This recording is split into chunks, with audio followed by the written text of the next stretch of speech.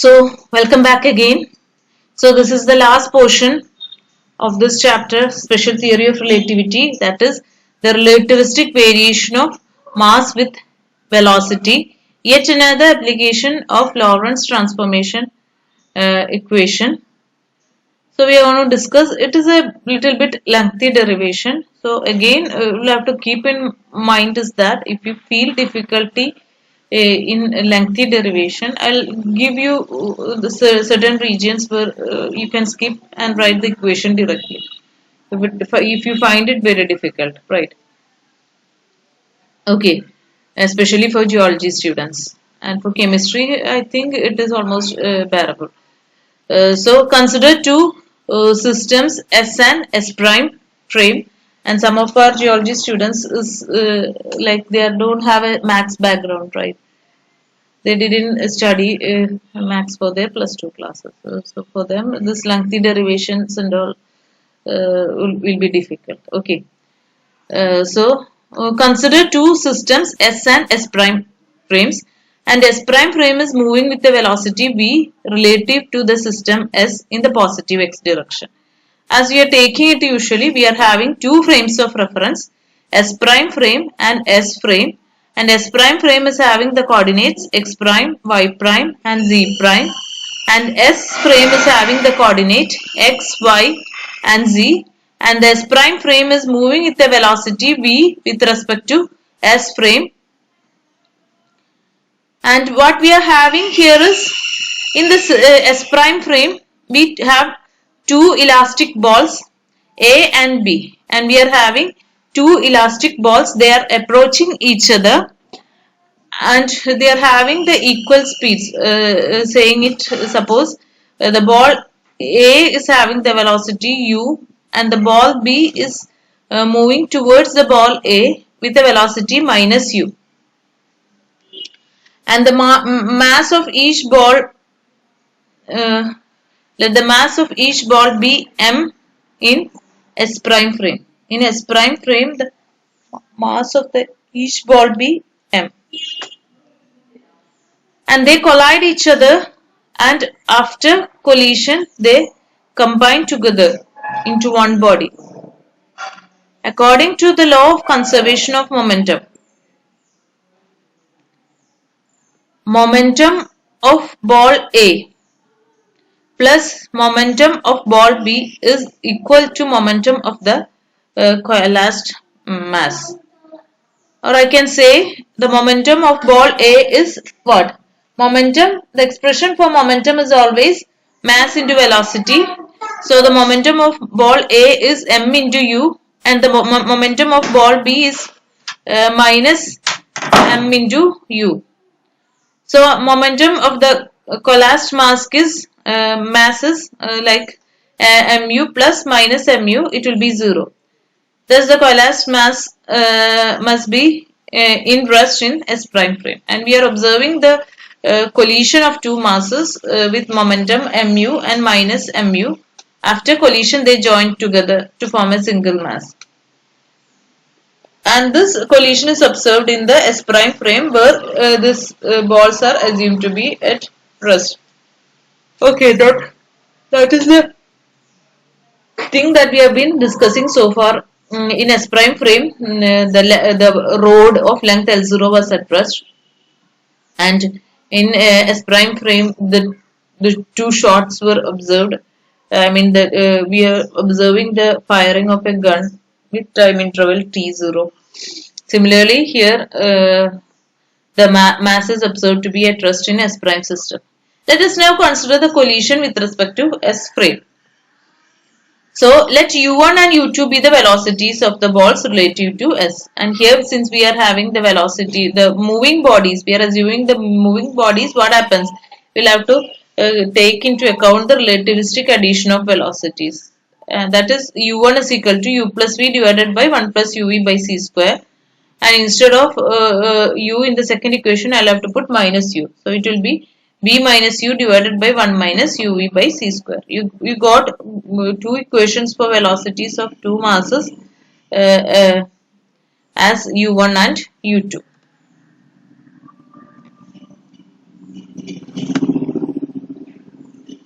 after collision, what happens? The coalesced mass is v. The velocity of the masses that combine together is v relative to the system s after collision. So in this s prime frame, what happens? Momentum before collision is mu plus minus mu becomes 0. And in this case, what happens? u1 be the velocity of mass m1. Let the mass of the ball A traveling with the velocity u1 be m1 and that of mass B with the velocity u2 be m2 in the system S. The total mass of the total momentum is conserved according to law of conservation of momentum. So velocity before collision is u1 and u2 and the velocity after collision is v. And the masses is m1 and m2, and after collision they combine together as m1 plus m2. Now what you have to do next is, you know what is u1 and u2, so you'll have to substitute for u1 and u2. So u1 is u plus v divided by 1 plus uv by c square, and u2 is v minus u divided by 1 minus uv by c square. So what you will be getting is like this way: m1 into u plus v divided by 1 plus uv by c square minus v. Here we are having a m1 into v. So I take this terms is the terms to the left of the equal to sign is LHS and to the right is RHS. So what I am doing is m1v in the RHS is taken to LHS. So this v becomes minus v, and that is written here: u plus v divided by 1 plus uv by c square minus v. And these are all terms of m1. And now we will move the terms of m2 to this side. So what you will be getting is it's like okay.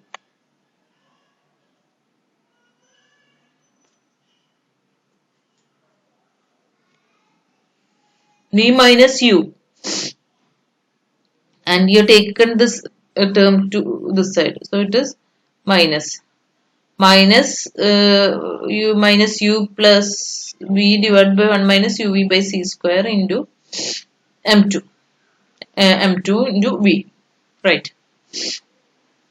And here there is no minus sign. Okay, this minus sign is not here since it is in the RHS itself. I am taking this m2. Here it is plus sign, and this m2 is taken to this side, and it becomes a minus sign, right? So what I'll be getting here is, I'll have to take an LCM. Here I'll have to take LCM. That is u plus v into divided by 1 plus uv by c square. So 1 plus uv by c square is taken as the LCM. So I'll have to multiply v into 1 plus v square by c square. So v into v is what? Minus is here, minus v, and this is that term, and minus v into uv by c square is minus uv square by c square. So I've got two minus terms: u plus v, u plus v, u plus v, minus v into 1, minus v into uv by c square, minus uv square by c square. This is the way how you are taking the LCM. And 1 plus uv by c square is in the denominator. അതായത് ഈ 1 plus uv by c square നെ v കൊണ്ട് multiply ചെയ്യാം. അപ്പോൾ minus v into plus 1 വന്നാൽ minus v into plus uv by c square ചെന്നാൽ minus uv square by c square. ഡിനോമിനേറ്ററിൽ 1 plus uv by c. അതുപോലെ ഇവിടെ മൾട്ടിപ്ലൈ ചെയ്യാം. ഇവിടെ നെഗറ്റീവ് സൈൻ ഇല്ല, it is a misprint, right? ഇവിടെ 1 ഇൻറ്റു v വന്നാൽ 1, പിന്നെ minus into minus u v square by c square കിട്ടി. ഇവിടെ മൈനസ് ഉണ്ട്, ഇവിടെ മൈനസ് ഇല്ല കേട്ടോ. പിന്നെ ഉള്ളത് minus into minus, that is plus u, and minus into plus v, that is minus. So plus u minus v divided by 1 minus uv by c square. And I can cancel this minus v. I can cancel this minus v and plus v. And I can take u as common. Similarly, I can cancel here minus v and plus v, and I can take u common, which is taken outside the bracket.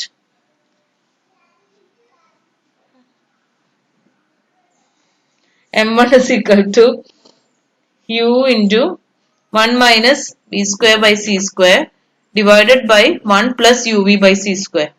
Similarly, m2 into m2 is already outside and I'm taking u out of the bracket, and what is left is 1 minus u into 1 minus v square by c square divided by 1 minus uv by c square.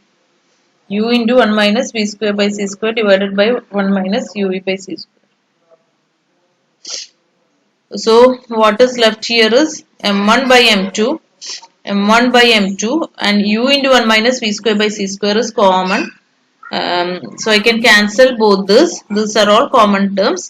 Cancelling both this, m1 by m2 is equal to 1 plus ഈ m1 ന്റെ ഡിനോമിനേറ്ററിൽ 1 plus u v by c square ഉണ്ട്, m2 ന്റെ ഡിനോമിനേറ്ററിൽ 1 minus u v by c square ഉണ്ട്. അത് rearrange ചെയ്യുമ്പോൾ m1 I can take it m2 here. m1 by m2 is equal to ഈ 1 plus uv എന്ന് പറയുന്നത് മുകളിലോട്ട് പോകും. 1 plus uv by c square divided by 1 minus uv by c square. So next is that I'll have to simplify it more. For that, I'm going for a derivation.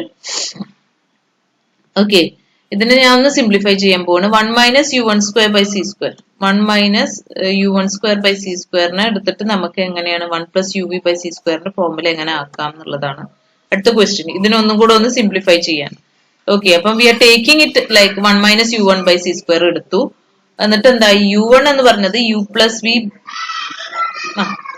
u1 എന്ന് പറഞ്ഞത് എന്താണ്, you have written already u plus v divided by 1 plus uv by c square. So instead of u1 square I can write u plus v whole square by c whole u plus v by c whole square divided by 1 plus uv by c square whole square. And what you are doing is you are just, it is of the form a plus b whole square, right? And this 1 is out, means I will have to take LCM. If I am taking LCM, what I will be getting is 1 minus u1 square by c square is 1 minus u plus v by c whole square divided by 1 plus uv by c square whole square. അപ്പോൾ LCM എടുക്കുമ്പോൾ എന്ത് പറ്റി, ഈ 1നെ ഇതുകൊണ്ട് multiply ചെയ്യാം. 1 into 1 plus uv by c square whole square is 1 plus uv by c square whole square minus u plus v by c whole square. എന്നിട്ട് ഇതിനെ expand ചെയ്യുക. It is of the form a plus b whole square. a plus b whole square is a square plus 2ab plus b square. That is 1 plus u square v square by c raised to 4 plus 2uv by c square. And again it is of the form a plus b whole square. And here I am having a minus sign. So it is minus u square by c square minus v square by c square minus 2uv by c square divided by 1 plus uv by c square whole square. So I can take some of these common terms outside, and it is 1 minus u square by c square minus v square by c square into 1 minus u square by c square, and it divided by 1 plus uv by c square whole square.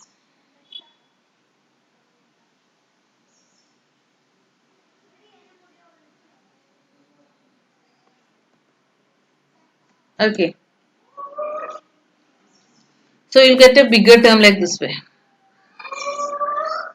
So I can write, and here 1 minus u square by c square is common both, and if I am taking it outside, what will be left is 1 minus u square by c square പുറത്തെടുത്ത് കഴിഞ്ഞാൽ എന്ത് കിട്ടി, ഇവിടെ 1 ഉണ്ട്, ഇവിടെ v square by c square ഉണ്ട്. So it will be 1 minus v square by c square. So 1 minus u square by c square into 1 minus v square by c square divided by 1 plus uv by c square whole square. So it is something, if we don't have a maths background, it will be confusing for you. And similarly you can write 1 minus u2 square by c square is 1 minus u square by c square into 1 minus v square by c square divided by, ഇവിടെ പ്ലസിന് പകരം ഇവിടെ minus വന്നു, അത് മാത്രമേ വ്യത്യാസമുള്ളൂ, 1 minus uv by c square whole square. Right. Now what you are doing next is dividing equation 6 by equation 5. You are having two equations, that is 1 minus u2 square by c square. ഈ equation അതായത് 1 minus u2 square by c square divided by 1 minus u1 square by c square. അത് രണ്ടും divide ചെയ്ത് കഴിഞ്ഞാൽ similar terms എല്ലാം cancel ചെയ്തിട്ട് you will get something like this way. That is 1 plus uv by c square is equal to root of 1 minus u2 square by c square. 1 minus uv by c square is equal to root of 1 minus u1 square by c square. Now what you have to do is you can compare this. ഈ m1 by m2 ന്റെ റേഷ്യോനെ എങ്ങനെ കിട്ടിയത്? 1 plus uv by c square divided by 1 minus uv by c square. അതാണ് നമുക്ക് ഇവിടെയും കിട്ടിയിട്ടുള്ളത്. 1 plus uv by c square divided by 1 minus uv by c square. അതെന്താണ്? root of 1 minus u2 square by c square divided by root of 1 minus u1 square by c square. അപ്പോൾ നമുക്ക് എങ്ങനെ എഴുതാൻ പറ്റും? ഈ 1 plus uv by c square ന് പകരം root of 1 minus u2 square by c square divided by root of 1 minus u1 square by c square. അപ്പം ഞാൻ ഇപ്പം നിങ്ങൾക്ക് മാത്സ് ഡിഫിക്കൽട്ട് ഉള്ള ആൾക്ക് സംബന്ധിച്ചിടത്തോളം you can skip this term. നമുക്ക് ഇങ്ങനെ എഴുതാൻ പറ്റും m1 by m2 is equal to 1 plus uv by c square divided by 1 minus uv by c square. That is equal to, you can directly put it like this way. That is equal to, ഇവിടെ uv ക്ക് പകരം ഇവിടെ u2 square ആയി, ഇവിടെ uv ക്ക് പകരം ഇവിടെ u1 square ആയി. അപ്പൊ അങ്ങനെ എന്നിട്ട് റൂട്ട് ടേം ഉണ്ട്. root of 1 minus u2 square by c square divided by root of 1 minus u1 square by c square. രണ്ട് സൈഡിലും നെഗറ്റീവ് ആണ്. So better you study it like this way. If you are not thorough with this mathematical steps, you'll get stuck somewhere. So how can you write? m1 by m2 is equal to root of 1 minus u2 square by c square divided by root of 1 minus u1 square by c square. Or by cross multiplying I can write m1 into root of 1 minus u1 square by c square is equal to m2 into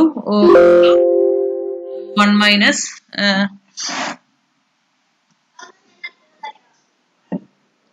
u2 square by c square.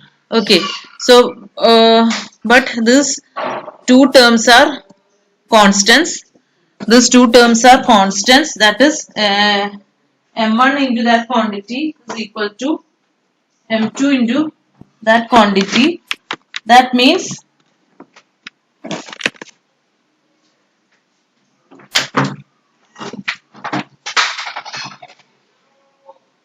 that two terms are independent of each other and that two terms will be constants. To make them equal means it should be constant to another term. That is m1 into root of 1 minus u1 square by c square is equal to m2 into root of 1 minus u2 square by c square. That is equal to a constant m0. So in a simpler form, and this m0 is called the rest mass of the body, is the mass observed in the body, mass observed for a body in which frame it is at rest.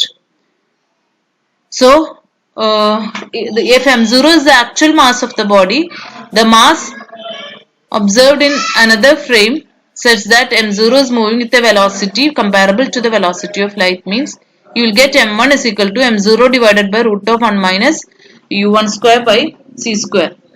Or in general I can write m is equal to m0 divided by root of 1 minus b square by c square. What does this mean? This means that m is greater than m0 since we are having a term root of 1 minus v square by c square in the denominator. That is m is greater than m0. This is called the relativistic variation of mass with velocity.